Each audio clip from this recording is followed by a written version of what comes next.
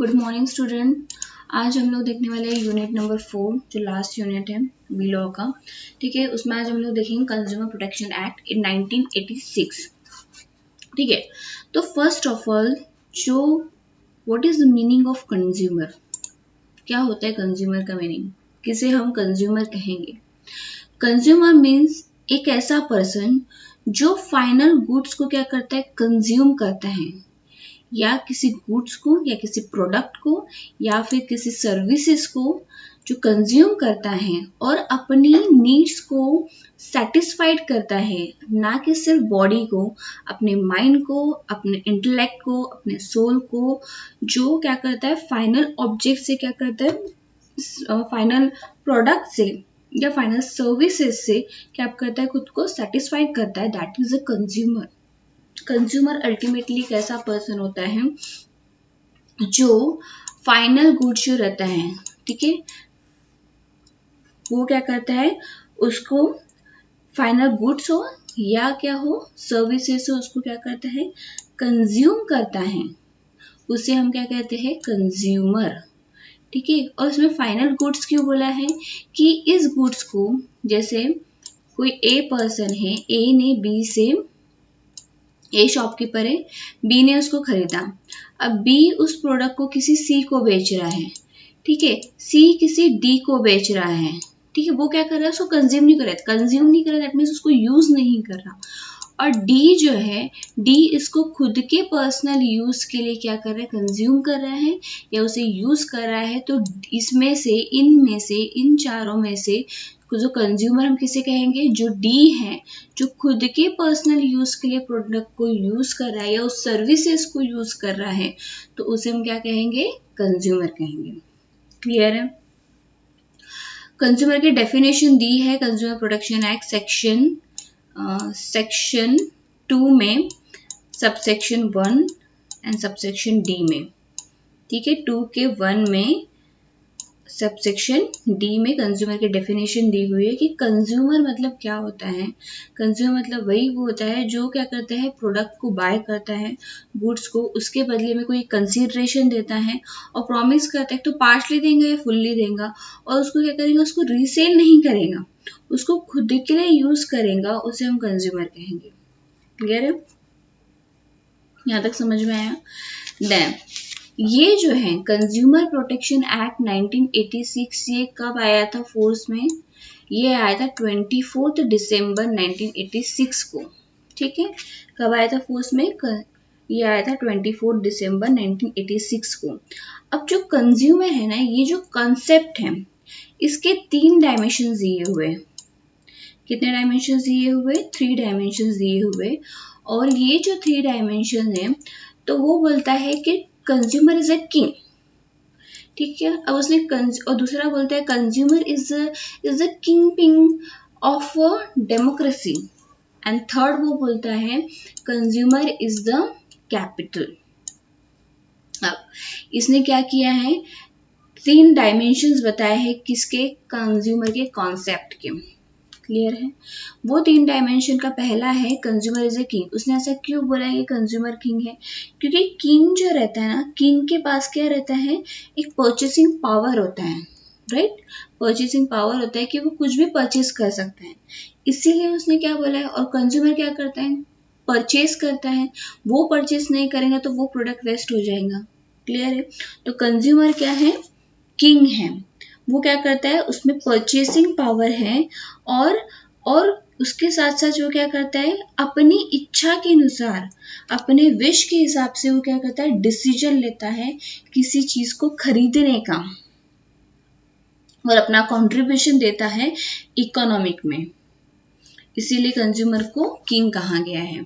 ठीक है, consumer is a king ping of democracy. King ping of democracy बोला है, किंग पिंग मतलब पता है आप लोगों क्या होता है, जैसे विल होता है ना, विल, ठीक है, विल, इससे यहाँ पे सेंटर में, यहाँ पे एक ये रहता है, क्या बोलते हैं, इससे ये पूरे जुड़ा हुआ रहता है, राइट, और इससे ये कनेक्ट रहता है साइकिल से, राइट, ऐसे ये इससे कनेक्ट रहता है।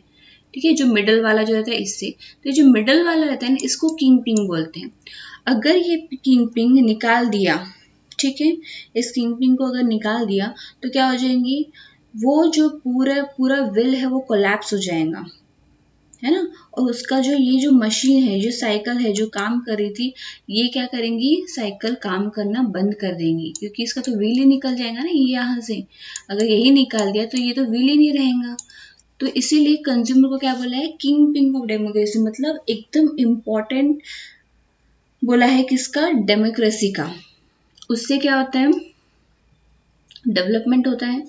ठीक है, अगर कंज्यूमर नहीं है तो क्या हो जाएगा, कोई भी प्रोडक्ट जो लाया जाएगा उसका कोई भी यूज नहीं होगा। ठीक है, देन आ जाता है consumer as a capital. Consumer को कैपिटल बोला है क्योंकि कोई भी प्रोडक्शन जो है, प्रोडक्शन ये किसकी हेल्प से बनता है, प्रोडक्शन किसकी हेल्प से बनता है, प्रोडक्शन बनता है money, right, and labour. Clear है।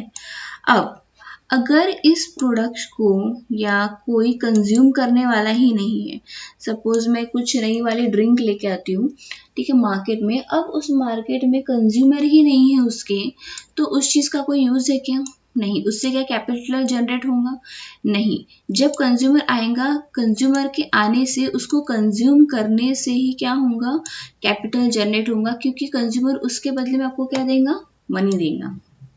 ठीक है, तो बिना कंज्यूमर के जो प्रोडक्शन है, पूरा का पूरा प्रोडक्शन क्या होता है, वेस्ट होता है, इसीलिए कंज्यूमर को कैपिटल कहा गया।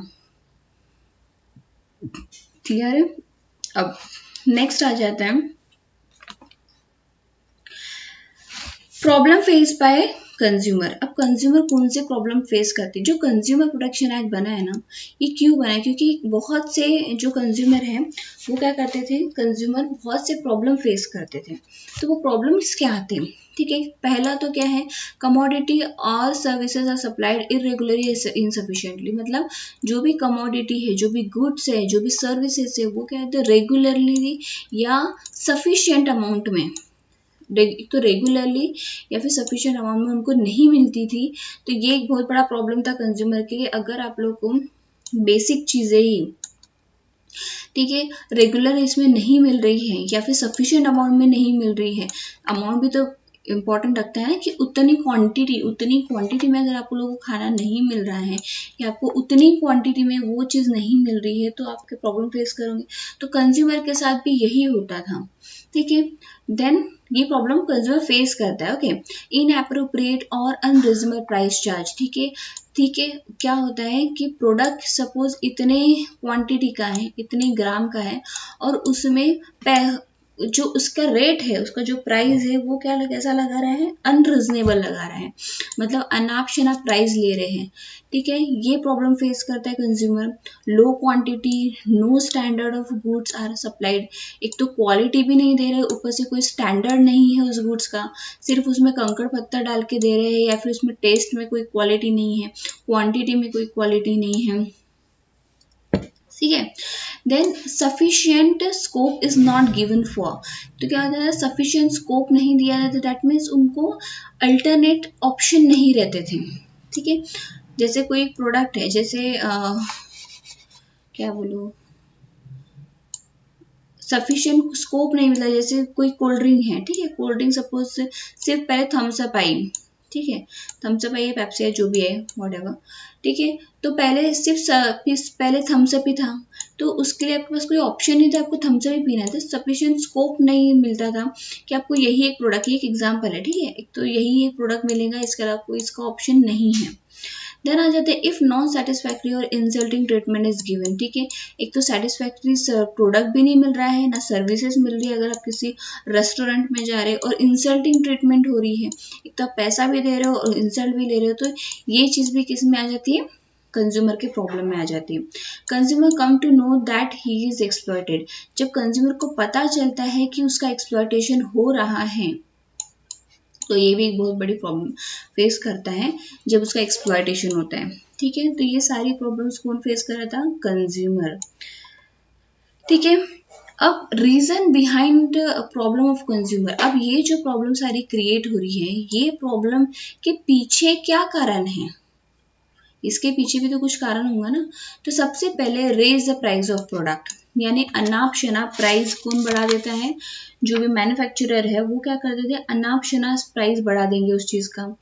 क्रिएट आर्टिफिशियल शॉर्टेज, यानी जबरदस्ती, अवेलेबल तो है, बहुत क्वांटिटी में प्रोडक्ट अवेलेबल है, बट जबरदस्ती का क्या करेंगे वो लोग, शॉर्टेज बना के रखेंगे उसको, गोडाउन में ही क्या करके रखेंगे, सील करके रखेंगे उन प्रोडक्ट को, और जानबूझ के बोलेंगे कि यार बहुत शॉर्टेज चल रहा है ये प्रोडक्ट का, यार ये प्रोडक्ट तो मिल नहीं रहा है मार्केट में, आपको कहीं नहीं मिलेगा, जबरदस्ती का आर्टिफिशियल शॉर्टेज कर लेना, ये एक प्रॉब्लम है। नो अल्टरनेट प्रोडक्ट, ठीक है, कोई एक प्रोडक्ट है, स्पेसिफिक प्रोडक्ट, उसका कोई अल्टरनेट ऑप्शन आप लोग को अवेलेबल नहीं है, जैसे कोई बिस्किट है सपोज, ठीक है, तो बिस्किट का कोई अल्टरनेट ऑप्शन अगर ना मिले, अगर ये नहीं रहा तो एक तो शॉर्टेज करेंगे। अब शॉर्टेज करने के बाद क्या करेंगे, उसमें क्या करेंगे, कोई अल्टरनेट प्रोडक्ट भी नहीं निकालेंगे, अगर ये नहीं है तो ये यूज कर लो, राइट।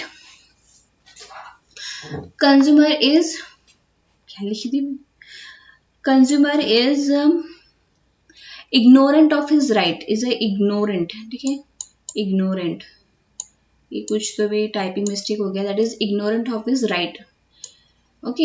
इग्नोर, अगर कंज्यूमर खुद ही अपने राइट्स को इग्नोर कर दे, ठीक है, उसको पता है कि क्वांटिटी कम मिल रही है तो भी वो कोई ऑब्जेक्शन नहीं ले रहा, उसको पता है कि क्वालिटी अच्छी नहीं मिल रही है तो भी वो ऑब्जेक्शन नहीं है, तो खुद के ही राइट्स को अगर वो इग्नोर कर देगा तो भी इससे भी क्या होती प्रॉब्लम, क्योंकि सामने वाला तो बोलेंगे अरे ये तो कुछ बोल ही नहीं रहा है, मतलब इसको कुछ समझ में ही नहीं आ रहा है, तो बेचो इसको ऐसे ही, है ना। तो ये भी एक बहुत बड़ा रीजन है, सबसे बड़ा रीजन तो मुझे यही लगता है कि जब कंज्यूमर खुद अपनी प्रॉब्लम्स को नहीं समझता, जब खुद वो अपने राइट्स को क्या कर देता है, इग्नोर कर देता है, क्लियर है।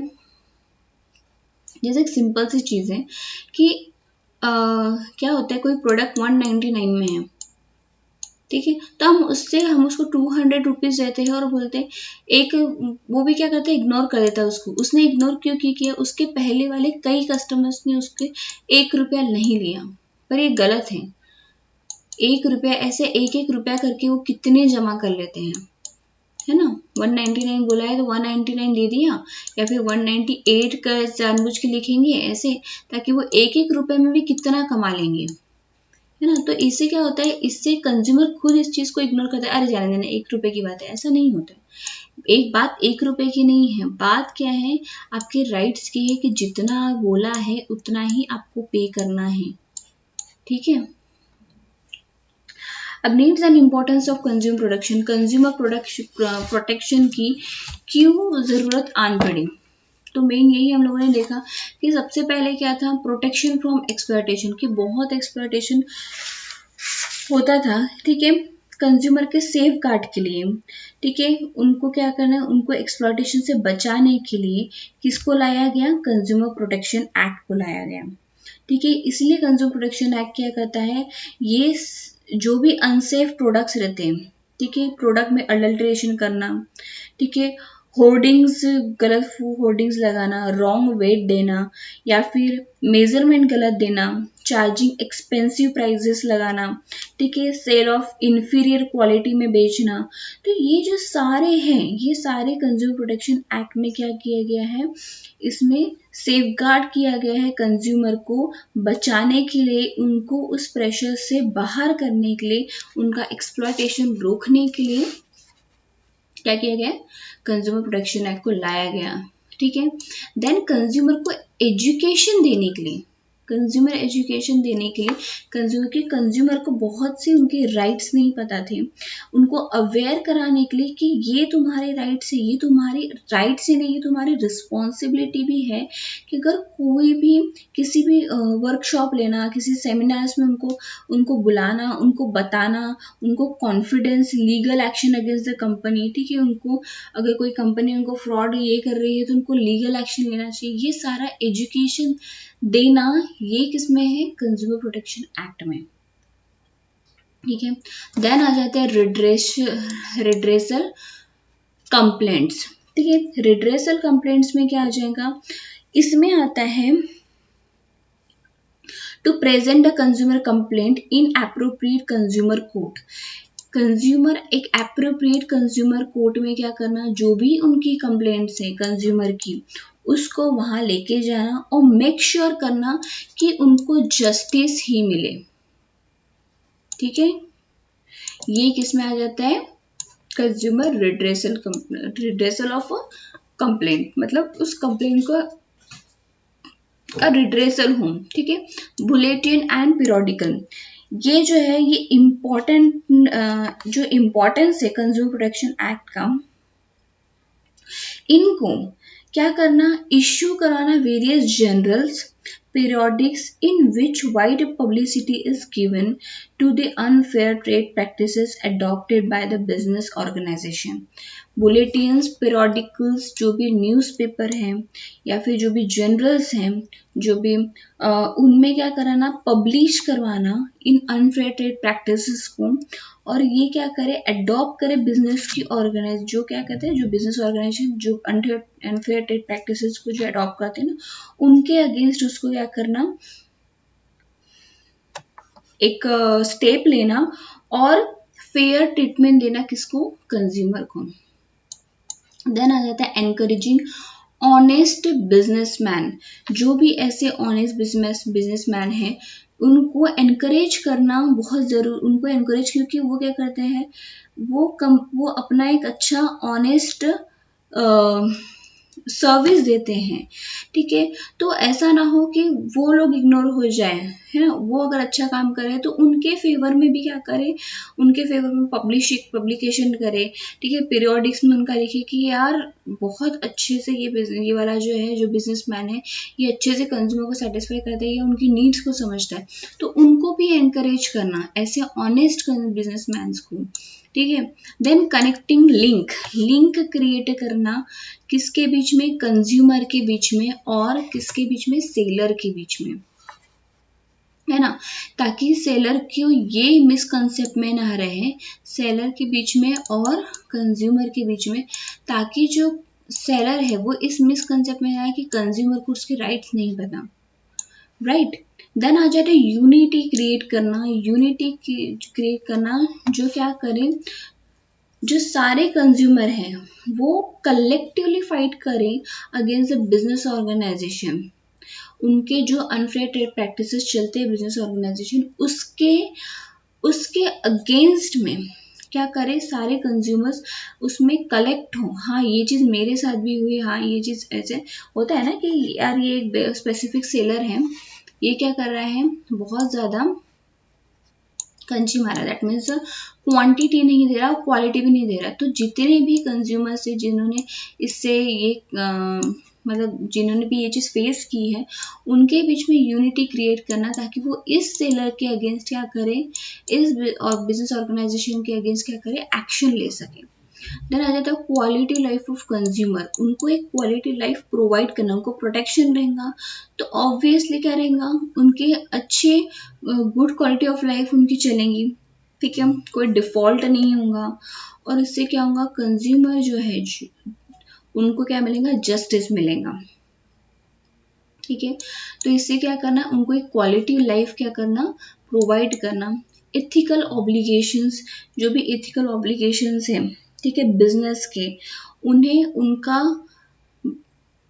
जो रोल है उन्हें ये बताना, किसी भी क्रिमिनल एक्टिविटी को क्या करना, मतलब कोई भी अगर वो क्रिमिनल एक्टिविटीज करते हैं तो उनको उनसे यानी बाहर निकालना या फिर उसमें एक्शन लेना, ठीक है। और उनको प्रोटेक्ट करना, किसका, कंज्यूमर को प्रोटेक्ट करना, जो भी अनफेयर बिजनेस प्रैक्टिसेस होते हैं, जैसे ब्लैक मार्केटिंग हो गया, प्रॉफिटरिंग हो गया, क्रिएटिंग आर्टिफिशियल शॉर्टेज हो गया, ठीक है, रॉन्ग वेट हो गया, मेजरमेंट हो गया, पब्लिशिंग फॉल्स एडवर्टाइजमेंट हो गया, तो इनसे क्या करना, उसको प्रोटेक्ट करना, ये सब किस में आ जाता है, एथिकल ऑब्लिगेशन में आ जाता है। देन आ जाता है गेटिंग पब्लिक सपोर्ट, पब्लिक का सपोर्ट मिलना, ठीक है। इससे क्या होगा, कंज्यूमर प्रोटेक्शन एक्ट हमें पता है कि हमारा लॉ हमारे साथ में है, तो इससे क्या होगा, कंज्यूमर जो पब्लिक का सपोर्ट मिलेगा, government provide support and incentives, government भी क्या करेंगी, प्रोवाइड करेंगे सपोर्ट और इंसेंटिव्स किसको, कंज्यूमर्स को। Employ contribute their time, skill and labour. जो भी एम्प्लॉय है तो वो क्या करेंगे, अपना टाइम, अपने स्किल और अपने जो भी लेबर है उनको यूज करके, ठीक है। कंज्यूमर आर रेडी टू पे फॉर वैल्यू, और उनके लिए, ठीक है, क्या करें, कंज्यूमर जितना जितना एक प्रोडक्ट खरीदने में उनको लगता है उतनी ही वैल्यू वो देने के लिए क्या रहे, लाइबल रहे।